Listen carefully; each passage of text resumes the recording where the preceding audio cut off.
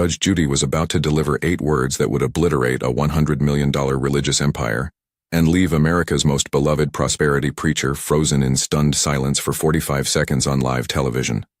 But what happened in those 45 seconds would trigger the most explosive scandal in daytime TV history and expose a secret recording that prosperity gospel leaders had desperately tried to bury for years. Joel Osteen walked into Judge Judy's courtroom that Tuesday morning, believing he could charm his way through what seemed like a simple case about an elderly widow's donation. He had no idea he was walking into a carefully orchestrated trap that would destroy his credibility in front of 12 million viewers and change American Christianity forever. The case appeared straightforward. Margaret Thompson, a 73-year-old widow, had donated her entire $85,000 retirement fund to Joel's Lakewood church after being promised that her seed offering would return multiplied within 1 year. When the miracle money never came and she faced eviction, she sued. Joel's legal team was confident this would be easy PR. Show up, smile, talk about faith and blessings, paint the old woman as bitter and faithless, and walk away looking like a persecuted man of God.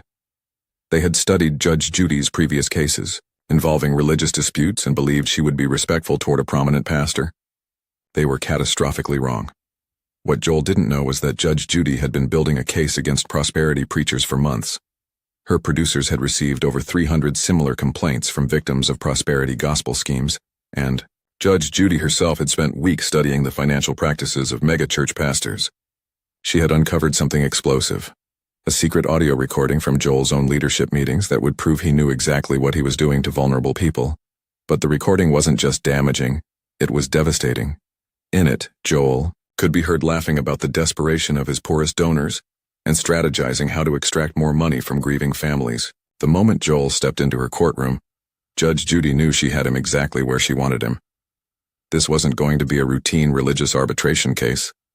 This was going to be the public execution of the prosperity gospel's most famous face. As cameras rolled and 12 million Americans tuned in expecting a typical courtroom drama, they had no idea they were about to witness the most brutal theological takedown in television history. Joel Osteen, the man who never stopped smiling, was about to be exposed as something far darker than anyone imagined. What were those 8 words that made Joel Osteen go completely silent for 45 seconds while millions watched? What was on that secret recording that prosperity gospel leaders had fought desperately to keep hidden? And why did this single courtroom confrontation result in congressional hearings, FBI investigations, and the largest exodus from megachurches in American history?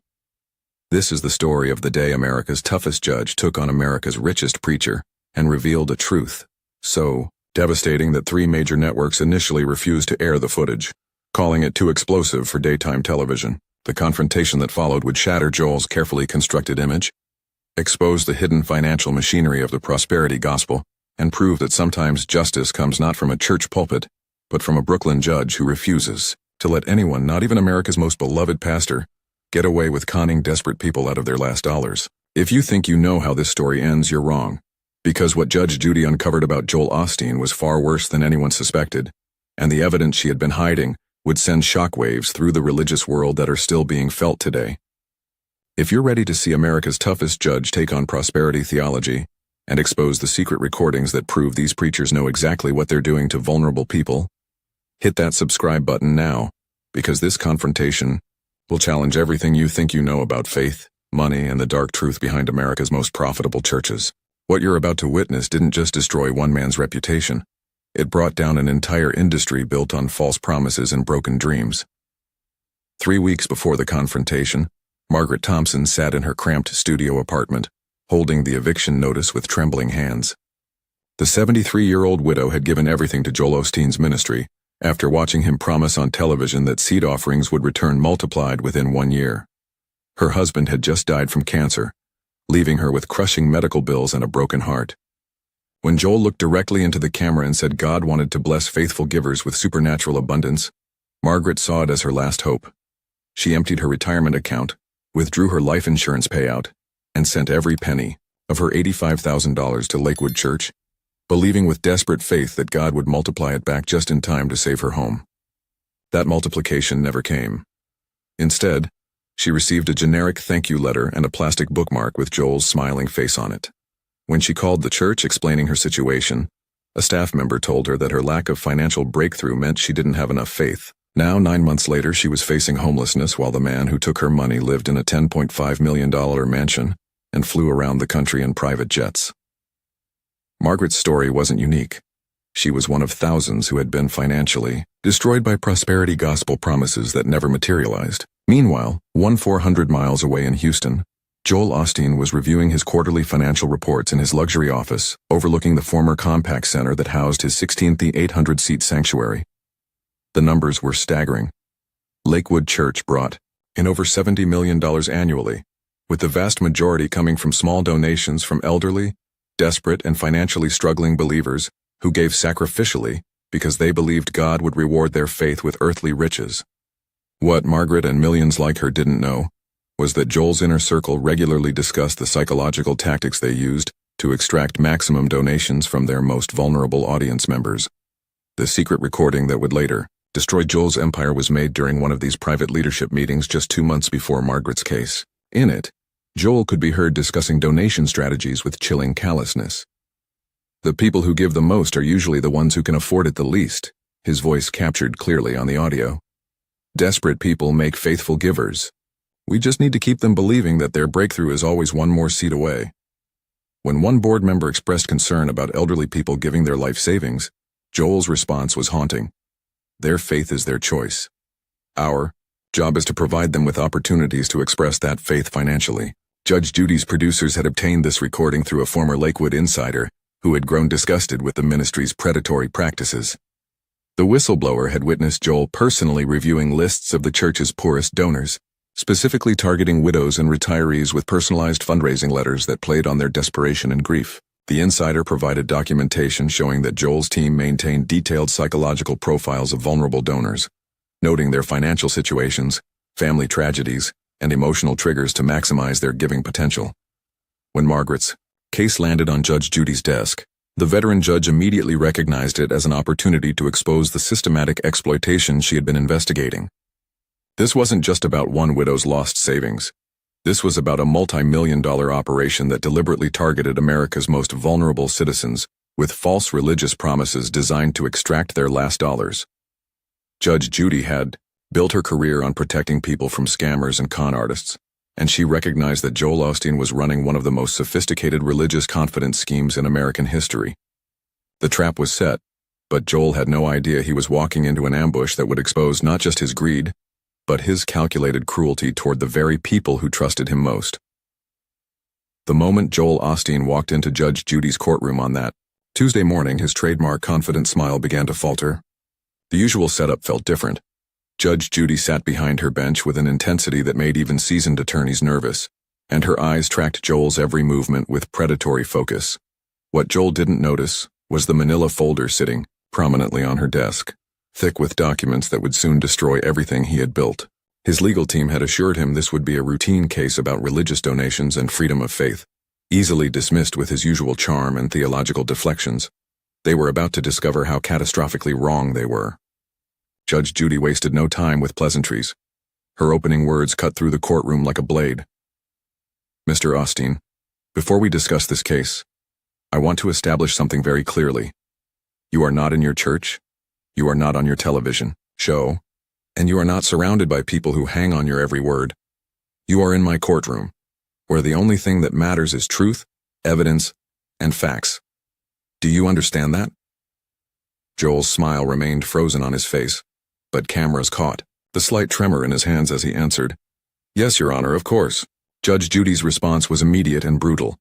Good, because I've been looking forward to this conversation for a very long time. Margaret Thompson took the stand first, her voice barely above a whisper, as she described giving her life savings to Joel's ministry. As she spoke about her husband's death, her financial desperation, and her belief that God would multiply her seed offering, Joel maintained his practiced expression of pastoral concern. But Judge Judy was watching his micro-expressions, and she could see what the cameras couldn't: the barely concealed impatience and calculation behind his sympathetic facade. When Margaret finished her testimony, wiping tears from her eyes, Judge Judy's voice became deadly quiet. Mrs. Thompson, did anyone from Lakewood Church ever explain to you the statistical probability of your donation being returned multiplied? Margaret's confused response revealed the heart of the deception. Your Honor, Pastor Joel said faith wasn't about statistics, it was about believing in God's promises. Judge Judy's eyes immediately snapped to Joel. Mr. Osteen, is that what you told her? That faith isn't about statistics? Joel's response was smooth and practiced. Your Honor, faith is indeed about trusting in God's provision and believing in His desire to bless His children abundantly. It was exactly the kind of religious language that usually ended uncomfortable questions about his financial practices. But Judge Judy wasn't most people. That's very interesting, Mr. Osteen, Judge Judy replied with dangerous calm. Because I have some statistics I'd like to share with you. She opened the manila folder and pulled out the first document. According to financial records subpoenaed from your church, Lakewood receives approximately $70 million annually in donations. Of that $70 million, how much would you estimate is returned to donors as the multiplied blessings you promise? Joel's practiced smile flickered for the first time. Your Honor, God's blessings come in many forms, not always financial. Judge Judy's response was like a hammer blow. That's not what I asked you. I asked you for a number. How much money goes back to the people who give it to you? The courtroom fell silent as Joel struggled to formulate a response that wouldn't incriminate him. His lawyers had prepared him for questions about faith and theology, not cold financial audits. Your Honor, our church operates transparently, according to all federal guidelines for religious organizations. Judge Judy leaned forward with her signature death stare. Mr. Osteen, you're evading my question. Let me help you with the math. According to your own financial disclosures, less than 3% of donations are ever returned to donors in any form. That means Mrs. Thompson had less than a 3% chance of seeing her money again. But you told her to have faith in God's multiplication. Doesn't that strike you as misleading? Joel's response revealed the first crack in his armor. Your Honor, faith requires stepping out beyond what statistics might suggest. Judge Judy pounced immediately. So you're admitting you know the statistics are against your donors, but you encourage them to ignore those statistics and give anyway? The theological trap was perfectly set, and Joel was walking straight into it. Your Honor, I believe God can do miracles that transcend human understanding, he replied, but his voice lacked its usual conviction. Judge Judy pulled out a second document from her folder. Mr. Osteen, I'm holding a list of your church's top 100 donors from last year. 97 of them are over the age of 65, 63 are widows, and 41 are living on fixed incomes below $30,000 annually. These are the people funding your $10.5 million mansion and your private jets. Does that seem miraculous to you, or does that seem predatory? The question hung in the air like a sword, and for the first time since entering the courtroom, Joel Osteen was completely speechless. The audience could feel the shift in power as America's most beloved prosperity preacher faced off against America's toughest judge, and Judge Judy was just getting started. What she pulled from that manila folder next would shatter Joel's carefully constructed image forever. Judge Judy reached deeper into her manila folder and pulled out a photograph that made Joel's face go pale. Mr. Osteen, do you recognize this? She held up an aerial shot of his $10.5 million River Oaks mansion with its swimming pool, tennis court, and 6-car garage. This is your primary residence, correct? Joel's voice cracked slightly. Yes, Your Honor, but I want to clarify that. Judge Judy cut him off with surgical precision. No clarifications needed. Mrs. Thompson, how many months of rent could you have paid with the $85,000 you gave to fund this mansion? Margaret's tearful response was devastating. About 7 years, Your Honor. The mathematical brutality of the comparison hit the courtroom like a physical blow. Judge Judy wasn't finished. Mr. Osteen, you also own a vacation home in Colorado, worth $2.9 million, correct? And a collection of luxury vehicles including a Ferrari, 2 Mercedes, and a Bentley. Joel tried desperately to regain control. Your Honor, God has blessed our ministry with resources that allow us to reach more people. Judge Judy's interruption was explosive. Stop it. Just stop it right there. You're not reaching people. You're reaching into their wallets. The courtroom erupted with gasps as Judge Judy's fury became unleashed. Mrs. Thompson, while you were choosing between medication and groceries, this man was choosing between his Ferrari and his Bentley. Does that sound like God's plan to you? Margaret shook her head, crying openly. Joel's desperation became palpable, as his carefully constructed image crumbled in real time. Your Honor, I never asked Mrs. Thompson to give beyond her means. She made that choice herself. It was the worst possible thing he could have said. Judge Judy's eyes flashed with pure rage. She made that choice? After you looked into television cameras and promised her that God would multiply her seed offering? After your ministry sent her personalized letters telling her that bigger faith required bigger giving? She pulled out another document. Mr. Osteen, this is a direct quote from one of your televised sermons. The size of your seed determines the size of your harvest.